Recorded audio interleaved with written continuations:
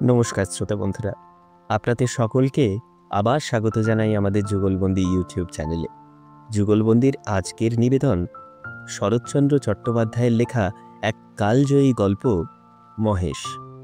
গল্পটি এবং আমাদের প্রচেষ্টা ভালো লেগে থাকলে অবশ্যই লাইক এবং শেয়ার করবেন, এবং আরও নতুন নতুন ভিন্ন ধারার গল্প শোনার জন্য সাবস্ক্রাইব করতে ভুলবেন না আমাদের অফিসিয়াল ইউটিউব চ্যানেল যুগলবন্দি। প্রধান গল্প পাঠে আমি কৌশিক এবং ভিডিও এডিটিং ও উপস্থাপনায় আমারই বন্ধু পার্থ। শুরু হচ্ছে শরৎচন্দ্র চট্টোপাধ্যায়ের লেখা গল্প মহেশ। গ্রামের নাম কাশীপুর। গ্রাম ছোট, জমিদার আরও ছোট, তবু দাপটে তার প্রজারা টু শব্দটি করতে পারে না, এমনই প্রতাপ।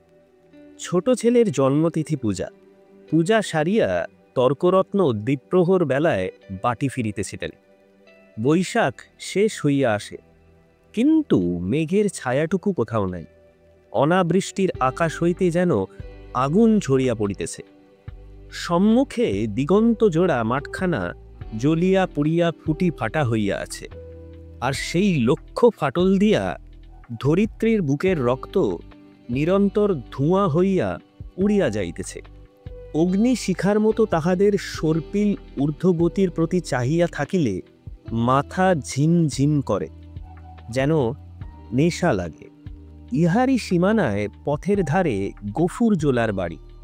তাহার মাটির প্রাচীর পড়িয়া গিয়া প্রাঙ্গণ আসিয়া পথে মিশিয়াছে, এবং অন্তঃপুরের লজ্জা সম্ভ্রম পথিকের করুণায় আত্মসমর্পণ করিয়া নিশ্চিন্ত হইয়াছে। পথের ধারে একটা পিটালি গাছের ছায়ায় দাঁড়াইয়া তর্করত্ন উচ্চ কণ্ঠে ডাক দিলেন, ওরে ও গোফরে, বলি ঘরে আছিস? তাহার বছর 10 মেয়ে দুয়ারে দাঁড়াইয়া সাড়া দিল, কেন বাবাকে? বাবার যে জ্বর। জ্বর? ডেকে দে হারামজাদাকে, পাষণ্ড ম্লেচ্ছ। হাঁক ডাকে গফুর মিয়া ঘর হইতে বাহির হইয়া জ্বরে কাঁপিতে কাঁপিতে কাছে আসিয়া দাঁড়াইল। ভাঙা প্রাচীরের ঘা ঘেঁষিয়া একটা পুরাতন বাবলা গাছ, তাহার ডালে বাঁধা একটা ষাঁড়। তর্করত্ন দেখাইয়া কহিলেন, ওটা হচ্ছে কি শুনে? এ হিন্দুর গা, ব্রাহ্মণ জমিদার, সে খেয়াল আছে? তার মুখখানা রাগে ও রৌদ্রের ঝাঁঝের রক্তবর্ণ, সুতরাং সে মুখ দিয়া তপ্ত খর্বাক্ষই বাহির হইবে। কিন্তু হেতুটা বুঝিতে না পারিয়া গফুর শুধু চাহিয়া রইল। তর্করত্ন বলিলেন, সকালে যাবার সময় দেখে গেছি বাধা, দুপুরে ফেরার পথে দেখছি তেমনি ঠায় বাধা। গোহত্যা হলে যে কর্তা তোকে জ্যান্ত কবর দেবে, সে বামুন নয়। কি করব বাবা ঠাকুর, বড় লাচারে পড়েছে। কদিন থেকে গায়ে জ্বর, দড়ি ধরে যে দুখুটো খাইয়ে আনবো, তা মাথা ঘুরে পড়ে যাই। তবে ছেড়ে দে না, আপনি চড়াই করে আসুক। কোথায় ছাড়বো বাবা ঠাকুর? লোকের ধান এখনো সব ছাড়া হয়নি, খামারে পড়ে। খড় এখনো গদি দেওয়া হয়নি, মাঠের আলগুলো সব জ্বলে গেল। কোথাও এক মুঠো ঘাস নেই। কার ধানে মুখ দেবে, কার গাদা ফিরে খাবে? কেমনি ছাড়ি বাবা ঠাকুর? তর্করত্ন একটু নরম হইয়া কহিলেন, না ছাড়িস তো ঠান্ডায় কোথাও বেঁধে দিয়ে দুয়াটি বিচালি ফেলে দে না ততক্ষণ চিবাক। তোর মেয়ে ভাত রাঁধেনি, ফ্যানে জলে দে না এক গামলা, খাক। গফুর জবাব দিল না। নিরুপায়ের মতো তর্করত্নের মুখের পানে চাহিয়া তাহার নিজের মুখ দিয়া শুধু একটা দীর্ঘ নিঃশ্বাস বাহির হইয়া আসিল। তর্করত্ন বলিলেন, তাও নেই বুঝে? কি করলি খড়? ভাগে এবার যা পেলি সমস্ত বেচে পেটায় নুম, গরুর জন্য এক আটিও ফেলে রাখতে নেই, বেটা কসাই। এই নিষ্ঠুর অভিযোগে গফুরের যেন বাক রোধ হইয়া গেল। খানিক পরে ধীরে ধীরে কহিল, কাহন খানেক খড় এবার ভাগে পেয়েছিলাম, কিন্তু গেল সনের বকেয়া বলে কর্তামশাই সব ধরে রাখলেন। কেঁদে কেটে হাতে পায়ে পড়ে বললাম, বাবুমশাই, হাকিম তুমি, তোমার রাজত্বি ছেড়ে আর পালাবো কোথায়? আমাকে 15 বিচুলিও না হয় দাও। চালে খড় নেই, একখানি ঘর, বাপ বেটিতে থাকি, তাও না হয় তাল পাতার গোজা গাজা দিয়ে বর্ষাটা কাটিয়ে দেব, কিন্তু না খেতে পেয়ে আমার মহেশ মরে যাবে। তর্করত্ন হাসিয়া কহিলেন, এস, সাত করে আবার নাম রাখা হয়েছে মহেশ, হেসে বাঁচিনে। কিন্তু এ বিদ্রূপ গফুরের কানে গেল না। সে বলিতে লাগিল, কিন্তু হাকিমের দয়া হলো না। মাস দুয়েক খোরাকের মতো ধান দুটি আমাদের দিলেন, কিন্তু দেবাক্ষর সরকারের গাদা হয়ে গেল। ও আবার কুটোটিও পেলে না। বলিতে বলিতে কণ্ঠস্বর তাহার অশ্রুভারে ভারী হইয়া উঠিল। কিন্তু তর্করত্নের তাহাতে করুণা উদয় হইল না। কহিলেন, আচ্ছা মানুষ তো তুই, খেয়ে রেখেছিস দিবি নে? জমিদার কি তোকে ঘর থেকে খাওয়াবে নাকি?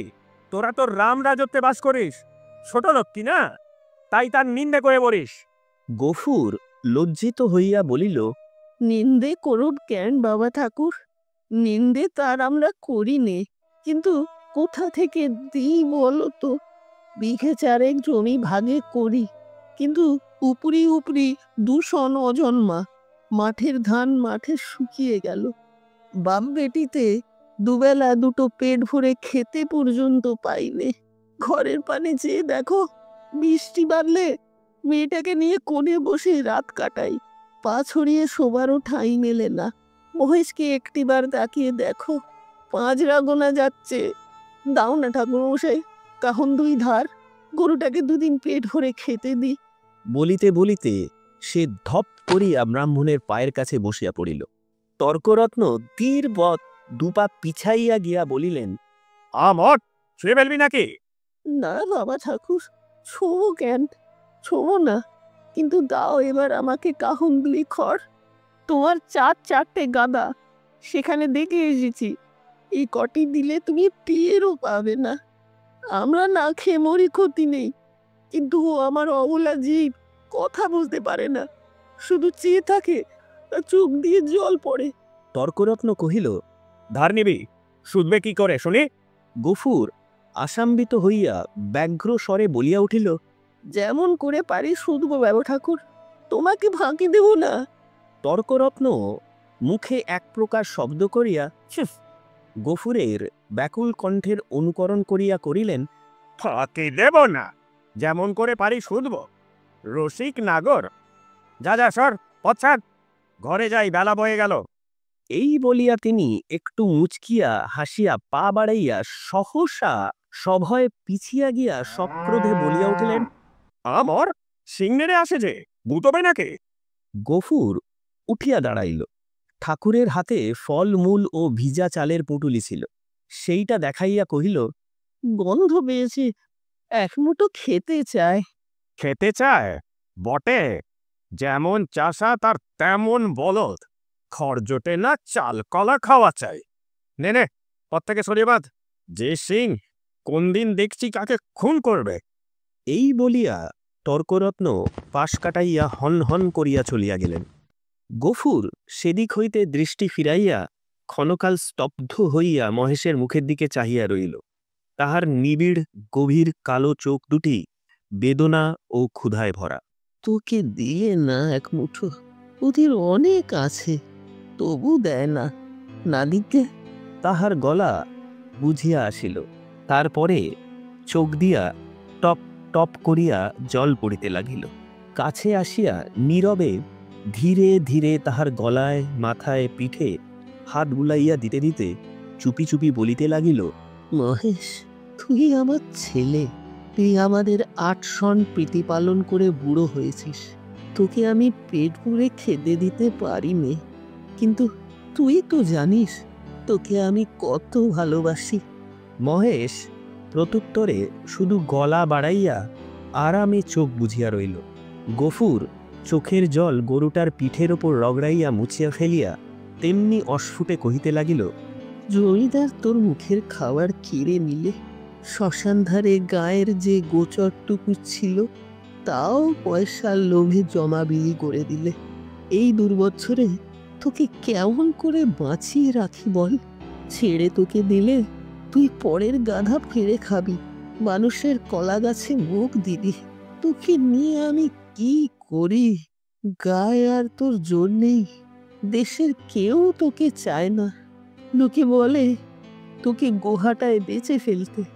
কথাটা মনে মনে উচ্চারণ করিয়াই আবার তাহার দুচোখ বহিয়া টপ টপ করিয়া জল পড়িতে লাগিল। হাত দিয়া মুছিয়া ফেলিয়া গফুর একবার এদিক ওদিক চাহিল। তারপর ভাঙা ঘরের পেছন হইতে কতকটা পুরনো বিবর্ণ খড় আনিয়া মহেশের মুখের কাছে রাখিয়া দিয়া আস্তে আস্তে কহিল, নে, শিগগির করে একটুকু খেয়ে নে বাবা, দেরি হলে আবার। বাবা, কেন মা? ভাত খাবে এসো। এই বলিয়া আমিনা ঘর হইতে দুয়ারে আসিয়া দাঁড়াইল। এক মুহূর্ত চাহিয়া থাকিয়া কহিল, মহেশকে আবার চাল ফেরে খড় দিয়েছ বাবা? ঠিক এই ভয়েই সে করিতেছিল।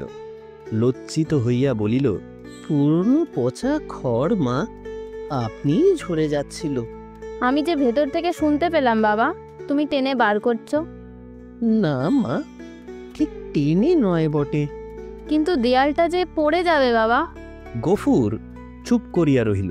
একটি মাত্র ঘর ছাড়া যে আর সবই গেছে, এবং এমন ধরা করিলে আগামী বর্ষায় ইহাও টিকিবে না, এই কথা তাহার নিজের চেয়ে আর কে বেশি জানে। অথচ এই উপায়ে বা কটা দিন চলে? মেয়ে কহিল, হাত ধুয়ে ভাত খাবে এসো বাবা, আমি বেড়ে দিয়েছি। গফুর কহিল, ফ্যানটুকু দে তো মা, একেবারে খাইয়ে দিয়ে যাই। ফ্যান যে আজ নেই বাবা, হাড়িতেই মরে গেছে। নেই? গফুর নীরব হইয়া রহিল।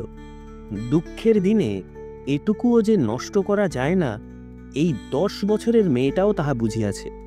হাত ধুইয়া সে ঘরের মধ্যে গিয়া দাঁড়াইল। একটা পিতলের থালায় পিতার সাকান্ন সাজাইয়া দিয়া কন্যা নিজের জন্য একখানি মাটির শানকিতে ভাত বাড়িয়া লইয়াছে। চাহিয়া চাহিয়া গফুর আস্তে আস্তে কহিল, আমি না, আমার গায়ে যে আবার শীত করে মা, জ্বর গায়ে খাওয়া কি ভালো?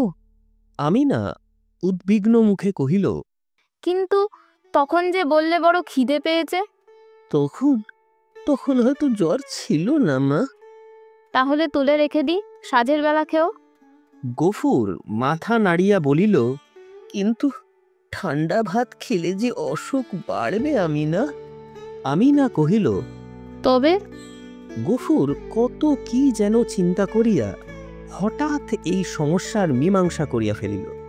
কহিল, এক কাজ কর না মা, মহেশকে না হয় ধরে দিয়ায়, তখন রাতের বেলায় আমাকে এক মুঠো ফুটিয়ে দিতে কি পারবি না আমি না? প্রত্যুত্তরে আমিনা মুখ তুলিয়া ক্ষণকাল চুপ করিয়া পিতার মুখের প্রতি চাহিয়া রইল। তারপরে মাথা নিচু করিয়া ধীরে ধীরে ঘাড় নাড়িয়া কহিল, পারবো বাবা। গফুরের মুখ রাঙা হইয়া উঠিল। পিতা ও কন্যার মাঝখানে এই যে একটুখানি ছলনার অভিনয় হইয়া গেল, তাহা এই দুটি প্রাণী ছাড়া আরও একজন বোধ করি অন্তরিক্ষে থাকিয়া লক্ষ্য করিলেন। 5-7 দিন পরে একদিন পীড়িত গফুর চিন্তিত মুখে দাওয়ায় বসিয়াছিল। তাহার মহেশ কাল হইতে এখন পর্যন্ত ঘরে ফিরে নাই। নিজে সে শক্তিহীন, তাই আমি না সকাল হইতেই সর্বত্র খুঁজিয়া বেড়াইতেছে। পড়ন্ত বেলায় সে ফিরিয়া আসিয়া বলিল, শুনেছ বাবা, মানিক ঘোষেরা মহেশকে আমাদের থানায় দিয়েছে। গফুর কহিল, দূর পাগলি। হ্যাঁ বাবা, সত্যি। তাদের চাকর বললে তোর বাপকে বলগে যা দরিয়াপুরের খোয়ারে খুঁজতে। কি করেছিল সে? তাদের বাগানে ঢুকে গাছপালা নষ্ট করেছে বাবা। গফুর স্তব্ধ হইয়া বসিয়া রহিল। মহেশের সম্বন্ধে সে মনে মনে বহু প্রকার দুর্ঘটনা কল্পনা করিয়াছিল, কিন্তু এ আশঙ্কা ছিল না। সে যেমন নিরীহ তেমনি গরিব, সুতরাং প্রতিবেশী কেহ তাহাকে এত বড় শাস্তি দিতে পারে এ ভয় তাহার হয় নাই। বিশেষত মানিক ঘোষ, গো ব্রাহ্মণের ভক্তি তাহার এ অঞ্চলে বিখ্যাত। মেয়ে কহিল, বেলা যে পড়ে এলো বাবা, মহেশকে আনতে যাবে না? গফুর বলিল, না। কিন্তু তারা যে বললে 3 দিন হলেই পুলিশের লোক তাকে গুহাটায় বেঁচে ফেলবে। গফুর কহিল, ফেলুকে? গোহাটা বস্তুটা যে ঠিক কি আমি না তাহা জানিত না, কিন্তু মহেশের সম্পর্কে ইহার উল্লেখ মাত্রই তাহার পিতা যে কিরূপ বিচলিত হইয়া উঠিত ইহা সে বহুবার লক্ষ্য করিয়াছে। কিন্তু আজ সে আর কোনো কথা না কহিয়া আস্তে আস্তে চলিয়া গেল। রাত্রের অন্ধকারে লুকাইয়া গফুর বংশীর দোকানে আসিয়া কহিল, খুড়ো, একটা টাকা দিতে হবে। এই বলিয়া সে তাহার পিতলের থালাটি বসিবার মাচার নিচে রাখিয়া দিল। ওই বস্তুটির ওজন ইত্যাদি বংশীর সুপরিচিত। বছর দুয়ের মধ্যে সে 12-5 ইহাকে বন্ধক রাখিয়া একটি করিয়া টাকা দিয়াছে। অতএব আজও আপত্তি করিল না। পরদিন যথাস্থানে আবার মহেশকে দেখা গেল। সেই বাবলাতলা, সেই দড়ি, সেই খুঁটা, সেই তৃণহীন শূন্য আধার, সেই ক্ষুধাতুর কালো চোখের সজল উৎসুক দৃষ্টি। একজন বুড়া গোছের মুসলমান তাহাকে অত্যন্ত তীব্র চক্ষু দিয়া পর্যবেক্ষণ করিতেছিল। অদূরে একধারে 2 হাঁটু জড়ো করিয়া গফুর মিয়া চুপ করিয়া বসিয়াছিল। পরীক্ষা শেষ করিয়া বুড়া চাদরের খুঁট হইতে একখানি 10 টাকার নোট বাহির করিয়া তাহার ভাঁজ খুলিয়া আবার বারবার মিশ্রণ করিয়া লইয়া তাহার কাছে গিয়া কহিল, আর ভাঙব না, এই পুরোপুরি দিলাম, নাও। গফুর হাত বাড়াইয়া গ্রহণ করিয়া তেমনি নিঃশব্দেই বসিয়া রহিল। যে 2 জন লোক সঙ্গে আসিয়াছিল তাহারা গরুর দড়ি খুলিবার উদ্যোগ করিতেই কিন্তু সে আকস্মাৎ সোজা উঠিয়া দাঁড়াইয়া উদ্ধত কণ্ঠে বলিয়া উঠিল, দড়িতে হাত দিও না বলছি, খবরদার বলছি, ভালো হবে না। তাহারা চমকিয়া গেল। বুড়া আশ্চর্য হইয়া কহিল, কেন? গফুর তেমনি রাগিয়া জবাব দিল, কেন আবার কি? আমার জিনিস আমি বেচবো না, আমার খুশি। এই বলিয়া সে নোটখানা ছুঁড়িয়া ফেলিয়া দিল। তাহারা কহিল, কাল পথে আসতে বায়না নিয়ে এলে যে, এই নাও তোমাদের বায়না ফিরিয়ে। এই বলিয়া সে ট্যাঁক হইতে 2টা টাকা বাহির করিয়া ছনাত করিয়া ফেলিয়া দিল। একটা কলহ বাঁধিবার উপক্রম হয় দেখিয়া বুড়া হাসিয়া ধীরভাবে কহিল, চাপ দিয়া আর 2 টাকা বেশি দেবে? এই তো দাও হে, পানি খেতে ওর মেয়ের হাতে 2 টাকা দাও, কেমন? এই না? না, কিন্তু এর বেশি কেউ একটা আদলা দেবে না, তা জানো? গফুর সজোরে মাথা নাড়িয়া কহিল, না। বুড়া বিরক্ত হইল, কহিল, না তো কি, চামড়াটাই যে দামে বিকবে, নইলে মাল আর আছে কি? তবা তবা! গফুরের মুখ দিয়া হঠাৎ একটা বিশ্রী কটু কথা বাহির হইয়া গেল এবং পরক্ষণেই সে ছুটিয়া গিয়া নিজের ঘরে ঢুকিয়া চিৎকার করিয়া শাসাইতে লাগিল যে তাহারা যদি অবিলম্বে গ্রাম ছাড়িয়া না যায় তো জমিদারের লোক ডাকিয়া জুতা পেটা করিয়া ছাড়িবে। হাঙ্গামা দেখিয়া লোকগুলা চলিয়া গেল, কিন্তু কিছুক্ষণেই জমিদারের সদর হইতে তাহার ডাক পড়িল। গফুর বুঝিল এ কথা কর্তার কানে গিয়াছে। সদরে ভদ্র অভদ্র অনেকগুলি ব্যক্তি বসিয়াছিল। শিবুবাবু চোখ রাঙা করিয়া কহিলেন, গফরা, তোকে যে আমি কি সাজা দেব ভেবে পাইনে। কোথায় বাস করে আছিস জানিস? গফুর হাত জোর করিয়া কহিল, জানি, আমরা খেতে পাইনি, নইলে আজ আপনি যা জরিমানা করতেন আমি না করতাম না। সকলেই বিস্মিত হইল। এই লোকটাকে জেদি এবং বদমেজাজি বলিয়াই তাহারা জানিত। সে কাঁদো কাঁদো হইয়া কহিল, এমন কাজ আর কখনো করুম না কর্তা। এই বলিয়া সে নিজের 2 হাত দিয়া নিজের 2 কান মলিল এবং প্রাঙ্গণের এক দিক হইতে আরেক দিক পর্যন্ত নাক্ষত দিয়া উঠিয়া দাঁড়াইল। শিবুবাবু সদয় কণ্ঠে কহিলেন, আচ্ছা, যা যা হয়েছে আর কখনো এসব মতিবুদ্ধি করিস নে। বিবরণ শুনিয়া সকলেই কণ্টকিত হইয়া উঠিলেন এবং এ মহাপাতক যে শুধু কর্তার পুণ্য প্রভাবে ও শাসন ভয়ে নিবারিত হইয়াছে সে বিষয়ে কাহারও সংশয় মাত্র রহিল না। তর্করত্ন উপস্থিত ছিলেন। তিনি গো শব্দের শাস্ত্রীয় ব্যাখ্যা করিলেন এবং যে জন্য এই ধর্মজ্ঞানহীন ম্লেচ্ছ জাতিকে গ্রামের ত্রিসীমানায় বসবাস করিতে দেওয়া নিষিদ্ধ, তাহা প্রকাশ করিয়া সকলের জ্ঞাননেত্র বিকশিত করিয়া দিলেন। গফুর একটা কথার জবাব দিল না। যথার্থ প্রাপ্য মনে করিয়া অপমান ও সকলের তিরস্কার সবিনয়ে মাথা পাতিয়া লইয়া প্রসন্ন চিত্তে ঘরে ফিরিয়া আসিল। প্রতিবেশীদের গৃহ হইতে ফ্যান চাহিয়া আনিয়া মহেশকে খাওয়াইল এবং তাহার গায়ে, মাথায় ও শিঙে বারংবার হাত বুলাইয়া অস্ফুটে কত কথাই বলিতে লাগিল। জ্যৈষ্ঠ শেষ হইয়া আসিল। রুদ্রের যে মূর্তি একদিন শেষ বৈশাখের আত্মপ্রকাশ করিয়াছিল, সে যে কত ভীষণ, কত বড় কঠোর হইতে পারে, তাহা আজিকার আকাশের প্রতি না চাহিলে উপলব্ধি করাই যায় না। কোথাও যেন করুণার আভাস পর্যন্ত নাই। কখনো এরূপের লেশমাত্র পরিবর্তন হইতে পারে, আবার কোনোদিন এ আকাশ মেঘভার স্নিগ্ধ সজল হইয়া দেখা দিতে পারে। আজ এ কথা ভাবিতে যেন ভয় হয়। মনে হয় সমস্ত প্রজ্বলিত নভস্থল ব্যাপিয়া যে অগ্নি অহরহ ঝরিতেছে, ইহার অন্ত নাই, সমাপ্তি নাই। সমস্ত নিঃশেষে দগ্ধ হইয়া না গেলে এ আর থামিবে না। এমনি দিনে দ্বিপ্রহর বেলায় গফুর ঘরে ফিরিয়া আসিল। পরের দ্বারে জলমজুর খাটা তাহার অভ্যাস নয় এবং মাত্র দিন ৪-৫ তাহার জ্বর থামিয়াছে, কিন্তু দেহ যেমন দুর্বল তেমনি শ্রান্ত। তবুও আজ সে কাজের সন্ধানে বাহির হইয়াছিল, কিন্তু এই প্রচণ্ড রৌদ্র কেবল তাহার মাথার ওপর দিয়া গিয়াছে, আর কোনো ফল হয় নাই। ক্ষুধায়, পিপাসায় ও ক্লান্তিতে সে প্রায় অন্ধকার দেখিতেছিল। প্রাঙ্গণে দাঁড়াইয়া ডাক দিল, আমি না, ভাত হয়েছে রে। মেয়ে ঘর হইতে আস্তে আস্তে বাহির হইয়া নিরুত্তরে খুঁটি ধরিয়া দাঁড়াইল। জবাব না পাইয়া গফুর চেঁচাইয়া কহিল, হয়েছে ভাত? কি বললি? হয়নি কেন শুনি? চাল নেই বাবা। চাল নেই? সকালে আমায় বলিসনি কেন? তোমাকে রাত্রিরে যে বলেছিলাম।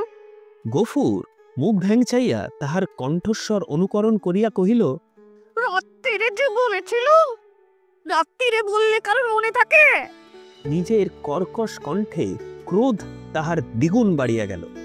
মুখ অধিকতর বিকৃত করিয়া বলিয়া উঠিল, চাল থাকবে কি করে? রোগা বাপ খাক আর না খাক, বুড়ো মেয়ে ৪-৫ বার করে বাদ গেলবে। এবার থেকে চাল আমি কুলু বন্ধ করে বাইরে বেরোবো। দে ১১ জল দে। টেস্ট টাইম বুক ফেটে গেল। বল তাও নেই? আমি না তেমনি আধো মুখে দাঁড়াইয়া রইল। কয়েক মুহূর্ত অপেক্ষা করিয়া গফুর যখন বুঝিল গৃহে তৃষ্ণার জল পর্যন্ত নাই, তখন সে আর আত্মসংবরণ করিতে পারিল না। দ্রুত পদে কাছে গিয়া ঠাস করিয়া সশব্দে তার গালে এক চড় কষাইয়া কহিল, তোরা হারামজাদা মেয়ে, সারাদিন তুই করিস কি? এত লোক মরে তুই মরিস রে? মেয়ে কথাটি কহিল না। মাটির শূন্য কলসিটি তুলিয়া লইয়া সেই রৌদ্রের মাঝেই চোখ মুছিতে মুছিতে নিঃশব্দে বাহির হইয়া গেল। সে চোখের আড়াল হইতে কিন্তু গফুরের বুকে শিল বিঁধিল। মা মরা এই মেয়েটিকে যে সে কি করিয়া মানুষ করিয়াছে, সে কেবল সেই জানে। তাহার মনে পড়িল, এই তাহার স্নেহশীলা কর্মপরায়ণা শান্ত মেয়েটির কোনো দোষ নাই। ক্ষেতের সামান্য ধান কয়টি ফুরনো পর্যন্ত তাহাদের পেট ভরিয়া দুবেলা অন্ন জোটে না। কোনোদিন একবেলা, কোনোদিন বা তাহাও নয়। দিনে ৫-৬ বার ভাত খাওয়া যেমন অসম্ভব, তেমনি মিথ্যা, এবং পিপাসার জল না থাকার হেতুও তাহার অবদিত নয়। গ্রামের যে ২-৩টা পুষ্করিণী আছে, তাহা একেবারে শুষ্ক। শিবচরণবাবুর খিড়কির পুকুরে যা একটু জল আছে, তাহা সাধারণে পায় না। অন্যান্য জলাশয়ের মাঝখানে ২-১টা গর্ত খুঁড়িয়া যাহা কিছু জল সঞ্চিত হয়, তাহাতে যেমন কাড়াকাড়ি তেমনি ভিড়। বিশেষত মুসলমান বলিয়া এই ছোট মেয়েটা তো কাছে ঘেঁষিতেই পারে না। ঘণ্টার পর ঘণ্টা দূরে দাঁড়াইয়া বহু অনুনয় বিনয় কেহ দয়া করিয়া যদি তাহার পাত্রে ঢালিয়া দেয়, সেইটুকু সে ঘরে আনে। এ সমস্ত সে জানে। হয়তো আজ জল ছিল না, কিংবা কাড়াকাড়ির মাঝখানে কেহ মেয়েকে তাহার কৃপা করিবার অবসর পায় নাই। এমনি কিছু একটা হইয়া থাকিবে নিশ্চয় বুঝিয়া তাহার নিজের চোখেও জল ভরিয়া আসিল। এমনি সময়ে জমিদারের পিয়াদা যমদূতের ন্যায় আসিয়া প্রাঙ্গণে দাঁড়াইল। চিৎকার করিয়া ডাকিল, গফরা, ঘরে আছিস? গফুর তিক্ত কণ্ঠে সাড়া দিয়া কহিল, আছি। কেন? বাবু মশাই ডাকছেন, আয়। গফুর কহিল, আমার খাওয়া দাওয়া হয়নি, পরে যাব। এত বড় স্পর্ধা পিয়াদার সহ্য হইল না। সে কুৎসিত একটা সম্বোধন করিয়া কহিল, বাবুর হুকুম, জুতো মারতে মারতে টেনে নিয়ে যেতে। গফুর দ্বিতীয়বার আত্মবিস্মৃত হইল। সেও একটা দুর্বাক্য উচ্চারণ করিয়া কহিল, মহারানীর রাজত্বে কেউ কারো গোলাম না, খাজনা দিয়ে বাস করি, আমি যাব না। কিন্তু সংসারে অত ক্ষুদ্রের অত বড় দোহাই দেওয়া শুধু বিফল নয়, বিপদের কারণ। রক্ষা এই যে অত ক্ষীণ কণ্ঠ অত বড় কানে গিয়া পৌঁছায় না, না হইলে তাহার মুখের অন্ন ও চোখের নিদ্রা দুই ঘুচিয়া যাইত। তাহার পর কি ঘটিল বিস্তারিত করিয়া বলার প্রয়োজন নাই। কিন্তু ঘণ্টা খানেক পরে যখন সে জমিদারের সদর হইতে ফিরিয়া ঘরে গিয়া নিঃশব্দে শুইয়া পড়িল, তখন তাহার চোখ মুখ ফুলিয়া উঠিয়াছে। তাহার এত বড় শাস্তির হেতু প্রধানত মহেশ। গফুর বাটি হইতে বাহির হইবার পরে সেও দড়ি ছিঁড়িয়া বাহির হইয়া পড়ে এবং জমিদারের প্রাঙ্গণে ঢুকিয়া ফুলগাছ খাইয়াছে। ধান শুকাইতেছিল, তাহা ফেলিয়া ছড়িয়া নষ্ট করিয়াছে। পরিশেষে ধরিবার উপক্রম করায় বাবুর ছোট মেয়েকে ফেলিয়া দিয়া পলায়ন করিয়াছে। এইরূপ ঘটনা এই প্রথম নয়, ইতিপূর্বেও ঘটিয়াছে। শুধু গরিব বলিয়াই তাহাকে মাপ করা হইয়াছিল। পূর্বের মতো এবারও সে আসিয়া হাতে পায়ে পড়িলে হয়তো ক্ষমা করা হইত। কিন্তু সে যে কর দিয়া বাস করে বলিয়া কাহারও গোলাম নয় বলিয়া প্রকাশ করিয়াছে, প্রজার মুখের এত বড় স্পর্ধা জমিদার হইয়া শিবচরণবাবু কোনো মতেই সহ্য করিতে পারেন নাই। সেখানে সে প্রহার ও লাঞ্ছনার প্রতিবাদ মাত্র করে নাই, সমস্ত মুখ বুজিয়া সহিয়াছে। ঘরে আসিয়াও সে তেমনি নিঃশব্দে পড়িয়া রহিল। ক্ষুধা তৃষ্ণার কথা তাহার মনে ছিল না, কিন্তু বুকের ভেতরটা যেন বাইরের মধ্যাহ্ন আকাশের মতোই জ্বলিতে লাগিল। এমন কতক্ষণ কাটিল তাহার হুঁশ ছিল না। কিন্তু প্রাঙ্গণ হইতে সহসা তাহার মেয়ের আর্তকণ্ঠ কানে যাইতেই সে সবেগে উঠিয়া দাঁড়াইল এবং ছুটিয়া বাইরে আসিয়া দেখিল আমিনা মাটিতে পড়িয়া এবং বিক্ষিপ্ত ভাঙা ঘট হইতে জল ঝরিয়া পড়িতেছে, আর মহেশ মাটিতে মুখ দিয়া সেই জল মরুভূমির মতো যেন শুষিয়া খাইতেছে। চোখের পলক পড়িল না। গফুর দিকবিদিক জ্ঞান শূন্য হইয়া গেল।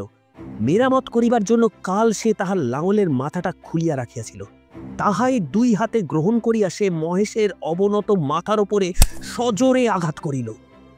একটিবার মাত্র মহেশ মুখ তুলিবার চেষ্টা করিল, তাহার পরেই তাহার অনাহার ক্লিষ্ট শীর্ণ দেহ ভূমিতলে লুটাইয়া পড়িল। চোখের কোণ বাহিয়া কয়েক বিন্দু অশ্রু ও কান বাহিয়া ফোঁটা কয়েক রক্ত গড়াইয়া পড়িল। বারদুই সমস্ত শরীরটা তাহার থরথর করিয়া কাঁপিয়া উঠিল। তারপরে সম্মুখ ও পশ্চাদের পা দুটি তাহার যত দূর যায় প্রসারিত করিয়া দিয়া মহেশ শেষ নিঃশ্বাস ত্যাগ করিল।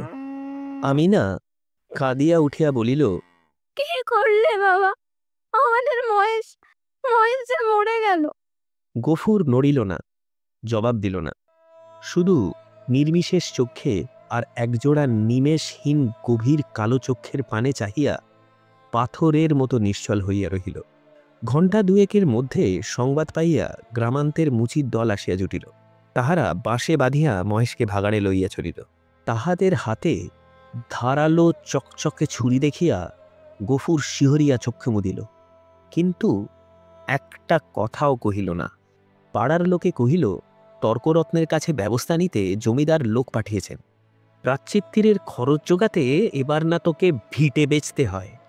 গফুর এ সকল কথার উত্তর দিল না, দুই হাঁটুর ওপর মুখ রাখিয়া ঠায় বসিয়া রহিল। অনেক রাত্রে গফুর মেয়েকে তুলিয়া কহিল, আমি না, চল আমরা যাই। সে দাওয়ায় ঘুমিয়া পড়িয়াছিল। চোখ মুছিয়া উঠিয়া বসিয়া কহিল, কোথায় বাবা? গফুর কহিল, ফুলবেড়ের চটকলে কাজ করতে। মেয়ে আশ্চর্য হইয়া চাহিয়া রইল। ইতিপূর্বে অনেক দুঃখেও পিতা তাহার কলে কাজ করিতে রাজি হয় নাই। সেখানে ধর্ম থাকে না, মেয়েদের ইজ্জত আবরু থাকে না, এ কথা সে বহুবার শুনিয়াছে। গফুর কহিল, দেরি করিস নে মা, চল, অনেক পথ হাঁটতে হবে। আমি না জল খাইবার ঘটি ও পিতার ভাত খাইবার পিতলের থালাটি সঙ্গে লইতেছিল। গফুর নিষেধ করিল। ওসব থাক মা, ওতে আমার মহেশের প্রাচিত্তির হবে। অন্ধকার গভীর নিশীথে সে মেয়ের হাত ধরিয়া বাহির হইল। এই গ্রামে আত্মীয় কেহ তাহার ছিল না, কাহাকেও বলিবার কিচ্ছু নাই। আঙিনা পার হইয়া পথের ধারে সেই বাবলাতলায় আসিয়া সে থমকিয়া দাঁড়াইয়া সহসা হু হু করিয়া কাঁদিয়া উঠিল। নক্ষত্র খচিত কালো আকাশে মুখ তুলিয়া বলিল,